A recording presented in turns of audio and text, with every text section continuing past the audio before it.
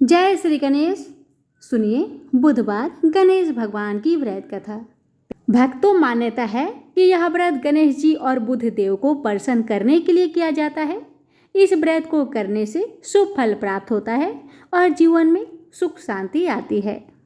तो आइए भक्तों, अपने जीवन की मंगल कामना को करते हुए बुधवार गणेश जी की इस दिव्य कथा का श्रवण करते हैं। गणेश जी भगवान बुद्धदेव महाराज आप सभी भक्त की हर मनोकामना को पूर्ण करें, यही हमारी प्रार्थना है। जय श्री गणेश, जय बुद्धदेव। कि कहते हैं एक घने जंगल में शिशु यानी बालक गणेश को माता पार्वती छोड़कर चली गई थी जब गणेश जी बहुत छोटे थे। उस जंगल में हिंसक जीव भी घूमते रहते थे, बड़े बड़े भयानक जानवर भी घुमा करते थे। वहां कभी कभार ऋषि मुनि भी उस जंगल से ही गुजरते थे। एक समय की बात है कि उसी भयानक जंगल में एक सियार ने उस शिशु को देखा और वह उसके पास जाने लगा। भक्तों, कहते हैं ना, आपने कभी सुना होगा कि जाको राखे साइया मार सके ना कोई। बस वही बात है भक्तों। तभी उसी समय ही वहां ऋषि वेद व्यास के पिता पराशर मुनि गुजरे और उनकी दृष्टि उस अबोध बालक पर पड़ी और उन्होंने देखा कि एक सियार भी उसी शिशु की ओर धीरे धीरे आ रहा था। पहले तो पराशर मुनि ने सोचा कि कहीं यह इंद्र का कोई खेल या माया जाल तो नहीं जो मेरा तप भंग करना चाहता है। यही सोचते हुए महर्षि पराशर तेजी से उस शिशु की ओर बढ़े और पराशर ऋषि को आगे बढ़ते देख सियार वहीं पर रुक गया और धीरे धीरे करके वह जंगल में जाकर गुम हो गया। महर्षि पराशर ने उस बालक को ध्यान से देखा। उस बालक की 4 भुजाएं थी, रक्तवर्ण और गज बदन था, सुंदर वस्त्र पहन रखे थे। तब उन्होंने उसके छोटे छोटे चरणों को देखा तो उस पर ध्वज, अंकुश और कमल की रेखाएं स्पष्ट नजर आ रही थी। भक्तों, यह देखकर महर्षि के शरीर में रोमांच हो आया और वे समझ गए कि यह कोई साधारण बालक तो नहीं हो सकता, बल्कि ये तो स्वयं भगवान थे। तब उन्होंने शिशु के चरणों में अपना मस्तक रख दिया और वे खुद को भाग्यशाली समझने लगे। वे उस शिशु को लेकर अपने आश्रम में चल पड़े। भक्तों, जब पराशर ऋषि की पत्नी बत्सला ने जब महर्षि के हाथों में एक नन्हे बालक को देखा तो पूछा, यह आपको कहाँ से मिला?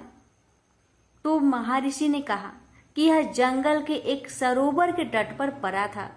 लगता है कि कोई क्रूर हृदय अभागा इसे वहां छोड़ गया है। बत्सला शिशु को देखकर बड़े प्रसन्न हुई। तब पराशर ने अपनी पत्नी को समझाया कि यह साक्षात त्रिलोकीनाथ है, यह हमारा उद्धार करने के लिए आए हैं। यह वचन सुनकर बत्सला रोमांचित हो गई। दोनों ने मिलकर गणेश जी का लालन पालन किया। प्रेम से बोलिए गणेश भगवान जी की जय। एक बार एक नगर में एक मालिन रहती थी। उसके पति चल बसे थे। उसका एक 4 साल का पुत्र था। उसकी सास कठोर हृदय की स्त्री थी। वह बहू को बहुत तकलीफ देती थी।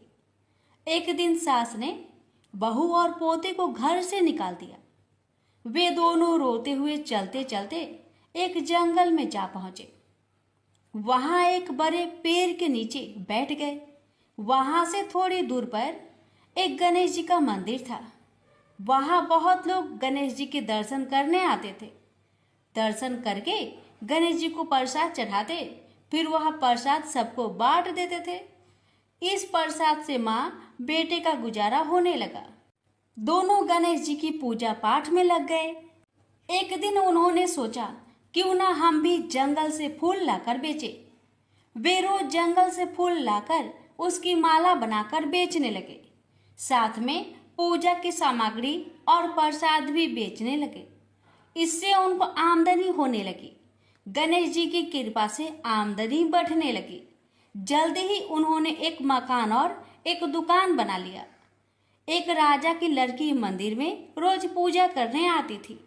मालिन के बेटे को देखकर राजकुमारी उस पर मोहित हो गई और उससे विवाह करने की सोचने लगी। उसने अपनी भाभी से अपने मन की बात कही। भाभी अनुभवी थी। उसने कहा, ये तो मालिन का बेटा है और तुम एक राजा की बेटी हो। यदि तुमने उससे विवाह किया तो तुम्हारी बहुत बेइज्जती होगी। पर राजकुमारी अपनी बात पर अड़ी रही। उसने कहा, मैंने तो प्रतिज्ञा कर ली है कि उसी से विवाह करूंगी। भाभी ने घर जाकर सारी बात राजा को बता दी। राजा ने मना नहीं किया और विवाह के लिए तैयार हो गए। उन्होंने बड़े धूमधाम से बेटी का विवाह मालिन के बेटे के साथ कर दिया। मालिन ने सबसे पहले बेटे बहू को गणेश जी की मंदिर में ले जाकर पूजा पाठ करवाया और गणेश जी का आशीर्वाद दिलवाया।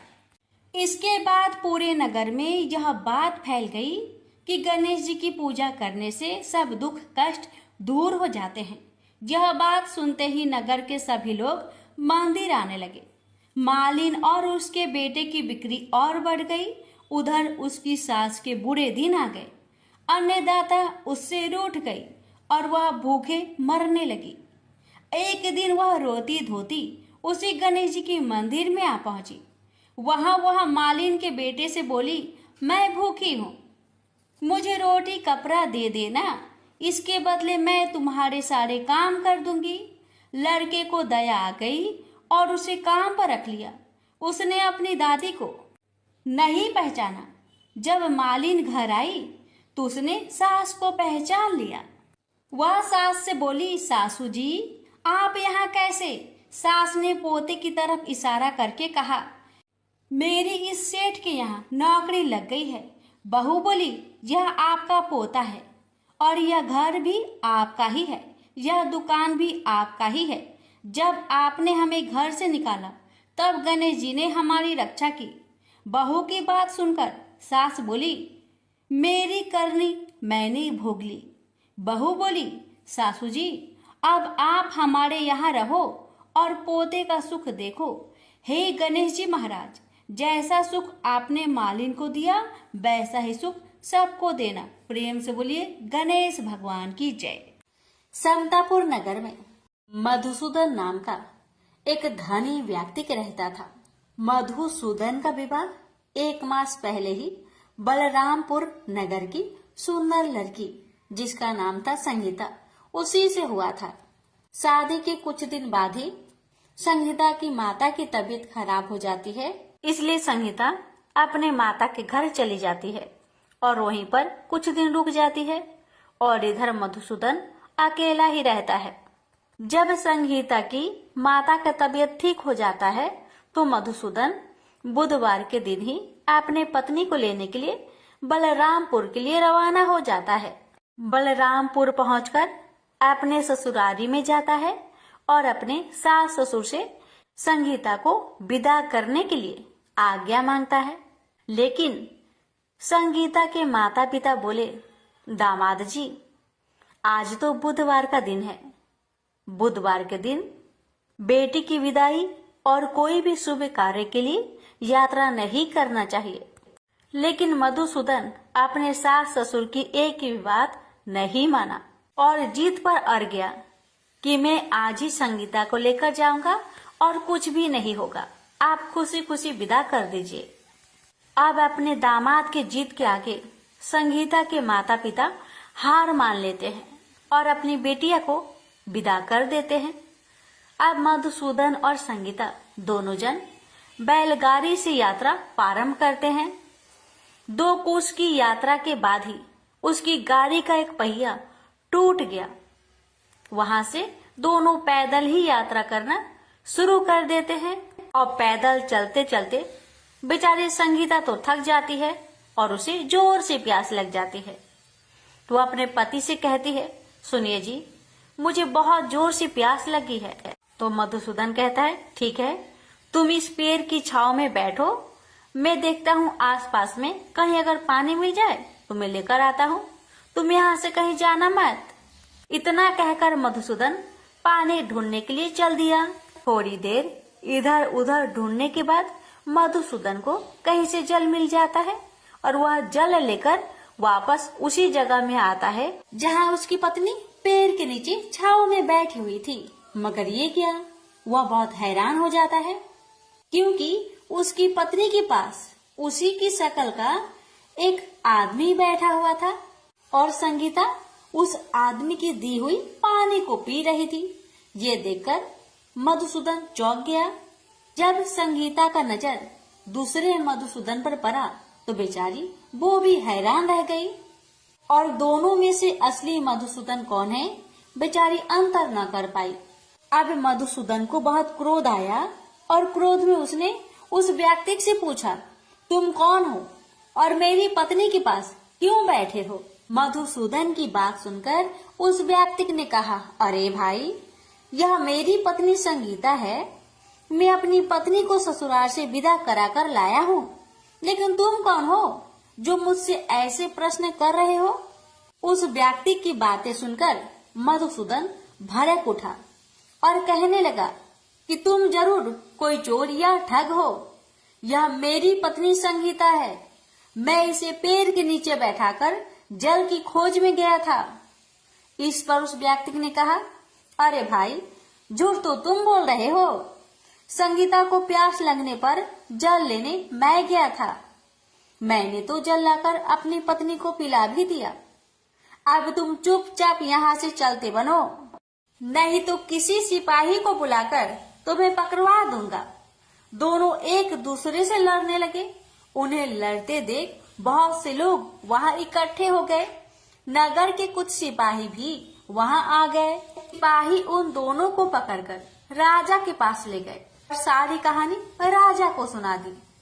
राजा ने भी कोई निर्णय नहीं कर पाया। संगीता भी उन दोनों में से अपने वास्तविक पति को नहीं पहचान पा रही थी।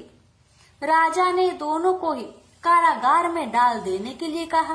राजा के इस फैसले पर असली मधुसूदन भयभीत हो गया। तभी आकाशवाणी हुई, मधुसूदन, तूने संगीता के माता पिता की बात नहीं मानी और बुधवार के दिन अपनी पत्नी को ससुराल से ले आया। यह सब भगवान बुद्ध देव के प्रकोप से हो रहा है। भविष्यवाणी सुनकर मधुसूदन बहुत डर गया और हाथ जोड़कर बुद्ध देव से क्षमा प्रार्थना करने लगा कि हे बुद्ध देव, हे भगवान, मुझसे बहुत बड़ी गलती हो गई कि मैंने अपने सास ससुर की बातें न मानी। उसका सजा मुझे मिल चुका है। हे भगवान, कृपा करके मुझे क्षमा कर दीजिए। मैं आगे से ऐसी गलती कभी नहीं करूंगा। मुझे माफ कर दीजिए। मैं भविष्य में आप कभी भी बुधवार के दिन यात्रा नहीं करूंगा और सदैव बुधवार को आपका व्रत किया करूंगा और कथा सुना करूंगा। मधुसूदन के प्रार्थना करने से भगवान बुद्ध देव उसे क्षमा कर देते हैं और तभी दूसरा व्यक्ति राजा के सामने से ही गायब हो जाता है। राजा और दूसरे लोग इस चमत्कार को देखकर हैरान हो गए।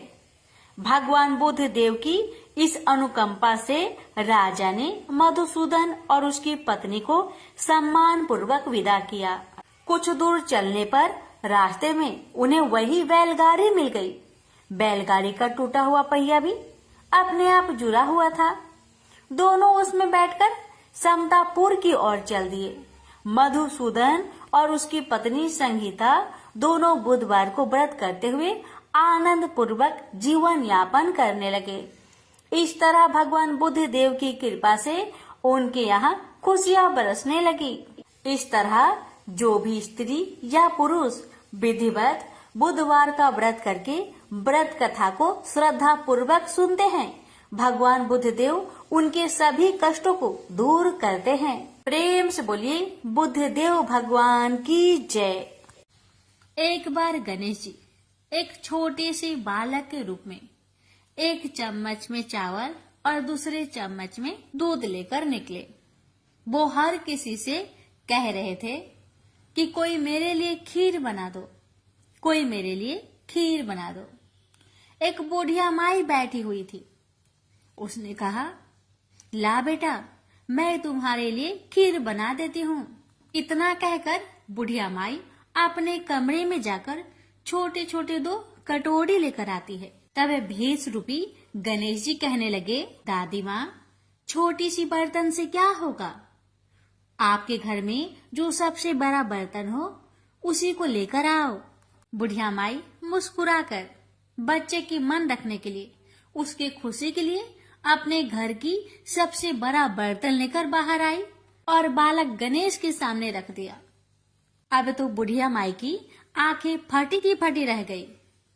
वह जो थोड़े से चावल थे, 1 चम्मच चावल उस बर्तन में डालते ही बर्तन चावल से भर गया और दूसरे बर्तन में 1 चम्मच का दूध डालने से ही बर्तन दूध से भर गया। ये सब देख बुढ़िया आश्चर्य में पड़ गई। अब इतना होने के बाद 20 रूपी गणेश जी कहते हैं, दादी माँ, मैं नहाकर आता हूँ, आप खीर को बनाकर तैयार कर लो। जब बुढ़िया माई बड़े ही प्यार से खीर को बनाया, बूढ़ी माई के पोते पोती खीर खाने के लिए रोने लगे। बुढ़िया ने कहा, गणेश जी, आपके भोग लगे। इतना कहकर चूल्हे में थोड़ी सी खीर डाली और अपने दोनों बच्चों को कटोरी भर भर कर खीर दे दिया। बूढ़ी माई की पड़ोसन ऊपर से देख रही थी, तो बुढ़िया माई ने सोचा ये पड़ोसन जरूर चुगली कर देगी। तो बुढ़िया माई ने उसे भी 1 कटोरा खीर भरकर उसे भी पकड़ा दिया। अब होता है ये कि बेटे की बहू चुपके से आई और 1 कटोरा खीर लेकर बड़े प्रेम से खाई और कटोरा को चक्की के नीचे छुपा दिया। अभी भी गणेश जी नहीं आए थे। बुढ़िया माई को भी भूख लग रही थी। बेचारे वो भी 1 कटोरा खीर भरकर किवाड़ के पीछे बैठकर एक बार फिर कहा, हे गणेश जी, आपको भोग लगे, ऐसा कहकर खाना शुरू कर दिया। तभी गणेश जी आ गए तो बुढ़िया माई कहने लगी, आजा रे गणेशिया, खीर खा लो, मैं आपके ही राह देख रही थी। गणेश जी ने कहा, दादी माँ, मैंने खीर पहले ही खा ली है। तो बुढ़िया माई ने कहा, कब खाई? गणेश जी कहने लगे, जब आपके पोते पोती ने खीर खाई तब मैंने खाई थी, जब आपकी पड़ोसन ने खाई थी तब भी मैंने खाई थी, और जब बूढ़ी माँ आपकी बहू ने खाई तब भी मैंने खाई थी, और अब जब आप खा रही हो तो मेरा पेट पूरी तरह से भर गया है। तो बुढ़िया माई कहने लगी, बेटा, तुम्हारी सब बात सच है, पर मैं कैसे मानूं कि मेरी बहू ने खीर खाई? बेचारी सुबह से काम में लगी रही है, तो फिर उसने कब खाई? गणेश जी ने कहा, टक्की के नीचे जाकर देख, जूठा कटोरा पड़ा है जो तेरी बहू ने खाकर छुपा के रखी है, और तूने तो मेरे लिए भोग भी लगाया था और तुम्हारी बहू ने वैसे ही खा गई। बूढ़ी माई ने कहा, बेटा, यह घर की बात है, घर में ही रहने दो। अब बताओ कि बची हुई खीर का मैं क्या करूं? 20 रूपी गणेश जी ने कहा, नगरी जिमा दो। बुढ़िया ने पूरी नगरी जिमा दी, लेकिन फिर भी गणेश जी की कृपा से खीर पूरा की पूरा भरा ही था। राजा को पता लगा कि बुढ़िया के पास जादुई बर्तन है, तो राजा ने बुढ़िया माई को महल में बुलवाया और कहा, क्यों रे बुढ़िया, यह खीर वाली बर्तन तुम्हारे घर में शोभा नहीं देता है, ये तो हमारे महल में शोभा देगा। तो बुढ़िया ने कहा, राजा जी, अगर आपको खीर का बर्तन लेना है तो ले लो। अब तो राजा लालच में पड़कर बुढ़िया माई के खीर के बर्तन को मंगवा लिया। खीर के बर्तन महल में लाते ही कीड़े मकोड़े, बिच्छू, कछले हो गए और खीर से दुर्गंध आने लगी। यह देखकर राजा ने बुढ़िया से कहा कि हे बुढ़िया, क्या तुम जादू टोना जानती हो? ये खीर के बर्तन महल में आते ही कीड़े मकोड़े बिच्छू में बदल गए, ऐसा क्यों? मुझे बताओ, पहले तुम अपने खीर के बर्तन वापस ले लो, फिर मुझे सारी कहानी बताओ। राजा ने जैसे ही वह खीर वाली बर्तन बुढ़िया माई को दिया, वैसे ही बूढ़ी माई के हाथों से लगते ही वह खीर फिर से सुगंधित खीरों में बदल गया। ये देखकर राजा बड़े आश्चर्य में पड़ गया और बूढ़ी माई से कहने लगा, हे बुढ़िया माई, कृपा करके बताओ ऐसा चमत्कार कैसे? तो बुढ़िया माई ने कहा, हे महाराज, ये बर्तन मुझे गणेश जी ने दिया है और उन्हीं की कृपा से ये खीर के बर्तन खाली नहीं पड़ती। सारी कहानी बताकर बुढ़िया माई राजा से विदा लेकर अपने घर को चली आती है और गणेश जी से कहती है, हे गणेश जी, बची हुई खीर का मैं क्या करूं? गणेश जी ने कहा कि झोपड़ी की कोने कोने में खरा खोदकर गाड़ दो, उसी जगह सुबह उठकर वापस खोदेगी तो धन के 2 चारे मिलेंगे। ऐसा कहकर गणेश जी अंतर्ध्यान हो गए और जाते समय भगवान झोपड़ी को लात मारते हुए गए तो झोपड़ी के स्थान पर महल हो गया। सुबह बहू ने फावड़ा लेकर पूरे घर को खोद दिया, लेकिन कुछ भी नहीं मिला। तो बहू कहने लगी, सासू जी, आपकी गणेश जी झूठे हैं। तो सास ने कहा, बहू, मेरे गणेश झूठो नहीं है, ला मैं देखूं। वह सुई लेकर खोजने लगी तो टन टन कर 2 धन के चारे निकल आए। बहू ने कहा, सासू जी, आपके गणेश तो साचो ही हैं। सास ने कहा, गणेश जी तो भावनाओं के भूखे हैं। यह गणेश जी जैसे आपने बुढ़िया माई को दिया, वैसे सबको देना। विनायक जी की कहानी कहने वाले, हुकार भरने वाले और आसपास के सुनने वाले सबको देना। प्रेम से बोलिए, जय श्री गणेश। पौराणिक कथा के अनुसार एक समय की बात है कि भगवान विष्णु का विवाह माता लक्ष्मी जी के साथ निश्चित हुआ। विवाह की सभी तैयारी होने लगी।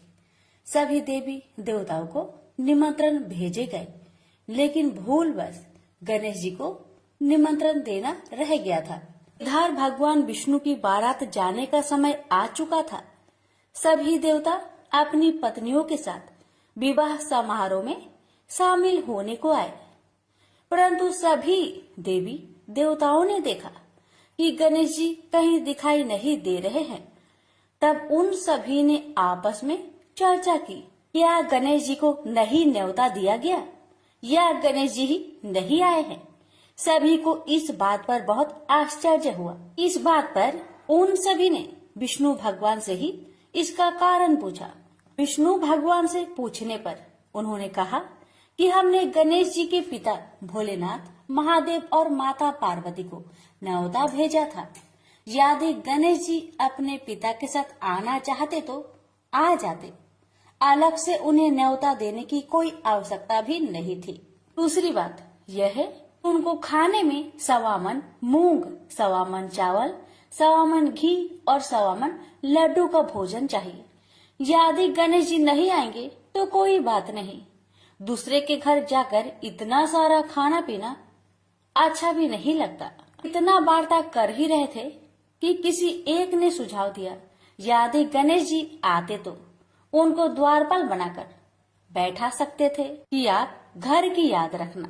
आप तो चूहे पर बैठकर धीरे धीरे चलोगे तो बारात में बहुत पीछे रह जाओगे। यह सुझाव सबको पसंद आ गया, तो फिर विष्णु भगवान ने भी अपनी सहमति दे दी।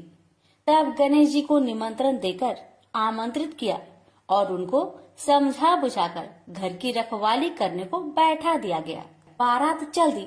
तब नारद जी ने देखा कि गणेश जी तो दरवाजे पर ही बैठे हुए हैं, तो वे गणेश जी के पास गए और रुकने का कारण पूछा। गणेश जी कहने लगे कि विष्णु भगवान ने मेरा बहुत अपमान किया है। नारद जी ने कहा कि आप अपनी मूषक सेना आगे भेज दो तो वह रास्ता खोद देगी, जिससे उनके वाहन धरती में धंस जाएंगे। तब आपको सम्मान पूर्वक बुलाना पड़ेगा। अब तो गणेश जी ने अपनी मूषक सेना को आदेश दिया, जाओ और सेना ने जमीन पोली कर दी। जब बारात वहां से निकली तो रथों के पहिए धरती में धंसने लगी। लाख कोशिश की परंतु पहिए नहीं निकले। सभी ने अपने अपने उपाय किए परंतु पहिए तो नहीं निकले, बल्कि जगह जगह से टूटने लगे। किसी को समझ में नहीं आ रहा था कि अब क्या किया जाए। तब तो नारद जी ने आकर कहा, आप लोगों ने गणेश जी का अपमान किया, जिस कारण यह विघ्न आ रहे हैं। यदि उन्हें मनाकर लाया जाए तो आपका कार्य सिद्ध हो सकता है और यह संकट टल सकता है। शंकर भगवान ने अपने दूत नंदी को भेजा और वे गणेश जी को लेकर आए। गणेश जी का आदर सम्मान के साथ पूजन किया गया। फिर रथ के पहिए निकलने लगे और यह संकट टल गया। अब रथ के पहिए निकल तो गए परंतु वे टूट फूट गए थे, तो उन्हें सुधारे कौन। पास के खेत में एक खाती काम कर रहा था। उसे बुलाया गया। खाती अपना कार्य करने से पहले श्री गणेशाय नमः कहकर गणेश जी की वंदना मन ही मन करने लगा। देखते ही देखते खाती ने सभी पहियों को ठीक कर दिया। तब खाती कहने लगा कि हे देवताओं, आपने सर्वप्रथम गणेश जी को नहीं मनाया होगा और न ही उनकी पूजन की होगी, इसलिए तो आपके साथ यह संकट आया है। मैं तो मूर्ख अज्ञानी हूँ, फिर भी पहले गणेश जी को पूजते हैं, उनका ध्यान करते हैं। आप लोग तो देवगण हैं, फिर भी आप गणेश जी को कैसे भूल गए।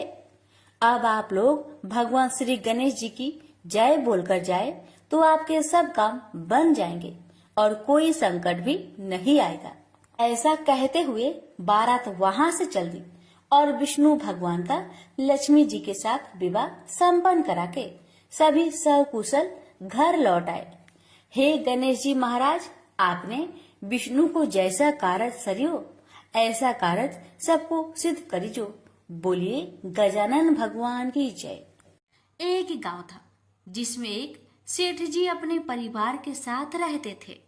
सेठ जी का गांव के पास के ही शहर में बड़ा व्यापार था।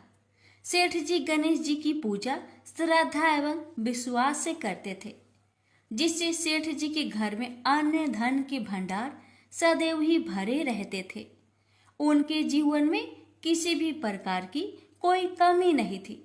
नित्य प्रतिदिन नियम अनुसार रोज वो नदी पर नहाने जाते और आकर गणेश जी का पूजन करते, उन्हें भोग लगाते और फिर स्वयं भोजन करते थे। यह बात सेठानी जी को अच्छी नहीं लगती थी। वो धार्मिक नहीं थी और ईश्वर में इतना विश्वास नहीं रखती थी। एक बार सेठानी जी ने सोचा कि यह इतना गणेश जी को मानते हैं, गणेश जी की पूजा करते हैं, इससे होता क्या है। आज तो देखती हूँ वो कैसे गणेश जी की पूजा करते हैं। अगले दिन जब सेठ जी नदी पर नहाने जाते हैं तो सेठानी जी गणेश जी की मूर्ति को उठाकर मूर्ति को कपड़े से ढककर बगीचे में जमीन में दबा देती है। जब सेठ जी नदी पर से नहाकर घर आते हैं और देखते हैं कि गणेश जी की मूर्ति तो मंदिर में नहीं है, तो वो सेठानी से पूछते हैं, गणेश जी की मूर्ति मंदिर में नहीं है, कहाँ गई। तो सेठानी जी बोलती है, मुझे नहीं मालूम, मूर्ति को घर में बहुत ढूंढाते हैं।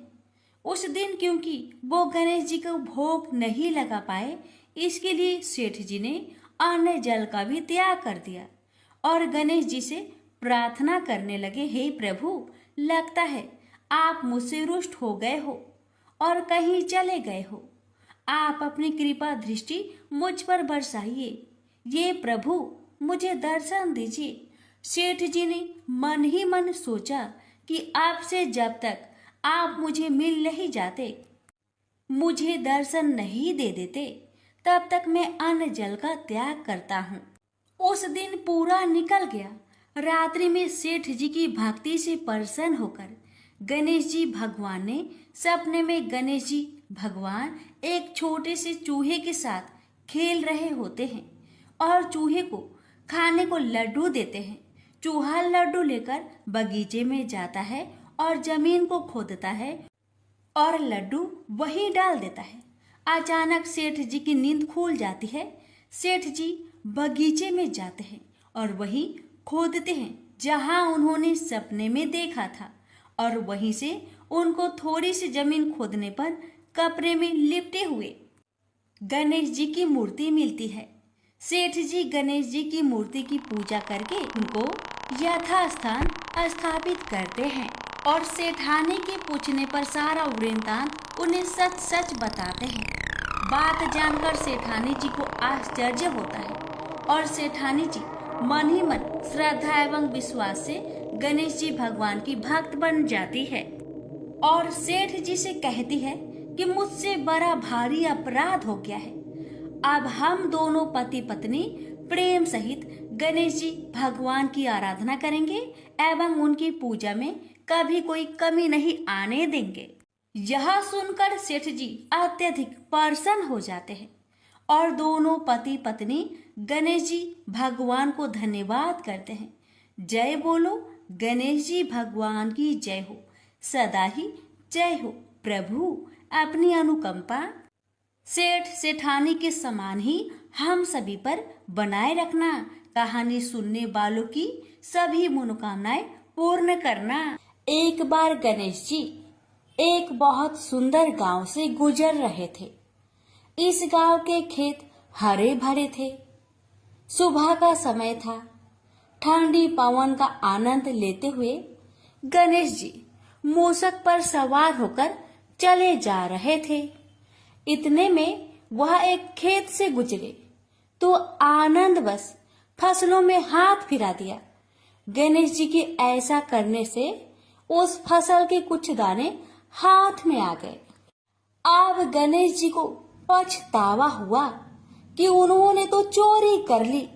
भले ही उन्होंने जानबूझकर नहीं चुराया, लेकिन अब फसल के दाने तो उनके हाथ में आ गए। गणेश जी ने गिने तो वह 12 थे। अब गणेश जी ने उस खेत के मालिक को खोजा और उन सेठ जी के यहाँ 12 साल की नौकरी पर लग गए। एक दिन सेठानी राख से हाथ धोने लगी तो गणेश जी ने सेठानी का हाथ पकड़कर मिट्टी से हाथ धुलवा दिया। सेठानी ने सेठ जी से शिकायत की और कहा कि देखो, नौकर ने मेरा हाथ पकड़ लिया। सेठ जी ने गणेश को बुलाकर पूछा कि तुमने सेठानी का हाथ क्यों पकड़ा? गणेश जी ने बोला कि मैंने तो बस ये कह रहा था कि राख से हाथ धोने से घर की लक्ष्मी नाराज होकर घर से चली जाती है और मिट्टी से हाथ धोने से आती है। सेठ जी ने सोचा कि गणेश ठीक कह रहा है। थोड़े दिनों बाद कुंभ का मेला आया। सेठ जी ने कहा, गणेश, सेठानी को कुंभ के मेले में स्नान करा के ले आओ। सेठानी किनारे पर बैठकर नहा रही थी तो गणेश जी उनका हाथ पकड़कर आगे डुबकी लगवा लाए।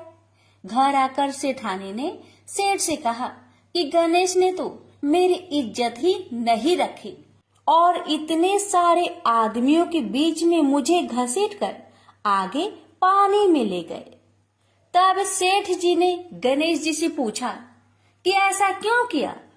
तो गणेश जी ने कहा कि सेठानी किनारे बैठकर गंदे पानी से नहा रही थी तो मैं आगे अच्छे पानी में डुबकी लगवा कर ले आया। इससे अगले जन्म में बहुत बड़े राजा और राजपाट मिलेगा। सेठ जी ने सोचा कि गणेश ठीक कह रहा है। एक दिन घर में पूजा पाठ हो रही थी, हवन हो रहा था। सेठ जी ने गणेश को कहा कि जाओ सेठानी को बुलाकर ले आओ। गणेश सेठानी को बुलाने गए तो सेठानी काली चुनरी ओढ़कर चलने लगी तो गणेश जी ने काली चुनरी फाड़ दी और कहा कि लाल चुनरी ओढ़ के चलो। सेठानी नाराज होकर सो गई। सेठ जी ने आकर पूछा क्या बात है तो सेठानी बोली कि गणेश ने मेरी चुनरी फाड़ दी। सेठ जी ने गणेश को बुलाकर बहुत डांटा तो गणेश जी ने कहा पूजा पाठ में काला वस्त्र नहीं पहनते हैं, इसलिए मैंने लाल वस्त्र के लिए कहा। काला वस्त्र पहनने से कोई भी शुभ काम सफल नहीं होता है। फिर सेठ जी ने सोचा कि गणेश है तो समझदार। एक दिन सेठ जी पूजा करने लगे तो पंडित जी ने बोला कि वो गणेश जी की मूर्ति लाना भूल गए, अब क्या करें। तो गणेश जी ने बोला कि मेरे को ही मूर्ति बनाकर विराजमान कर लो, आपके सारे काम सफल हो जाएंगे।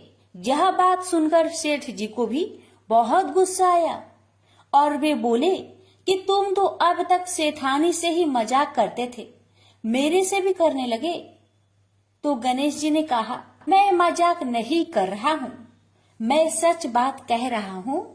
इतने में ही गणेश जी ने गणेश जी का रूप धारण कर लिया और सेठ और सेठानी ने ही गणेश जी की पूजा की। पूजा खत्म होते ही गणेश जी अंतर ध्यान हो गए। सेठ सेठानी को बहुत धोखा हुआ और उन्होंने कहा कि हमारे पास तो गणेश जी रहते थे और हमने उनसे इतना काम करवाया। तो गणेश जी ने सपने में आकर सेठ जी को कहा कि आपके खेत में से मैंने 12 अनाज के दाने तोड़ लिए थे, उसी का दोष उतारने के लिए मैंने आपके यहाँ काम किया था। सेठ जी की करोड़ों की माया हो गई।